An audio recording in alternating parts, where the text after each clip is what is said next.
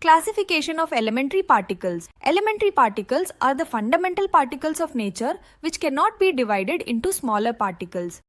These particles are the basic building blocks of matter and energy in the universe.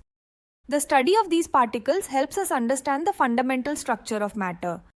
In nuclear physics, elementary particles are generally classified into three main groups: leptons, hadrons, and gauge bosons. The first group is lepton. Leptons are elementary particles that do not participate in strong nuclear interactions. They mainly interact through weak and electromagnetic forces. Examples of leptons include the electron, muon, tau, and their corresponding neutrinos such as the electron neutrino. Leptons have small mass and carry spin 1 which means they are fermions. The second group is hadron. Hadrons are particles that participate in strong nuclear interactions. They are not truly elementary because they are made up of smaller particles called quarks. Hadrons are further divided into two categories: A. Baryons, particles made of 3 quarks. Examples include proton and neutron. B. Mesons, particles made of a quark and an antiquark.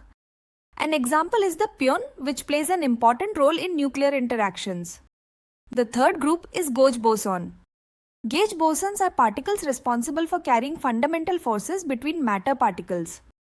Examples include photon, carrier of electromagnetic force; gluon, carrier of strong nuclear force; W boson and Z boson, carriers of weak nuclear force.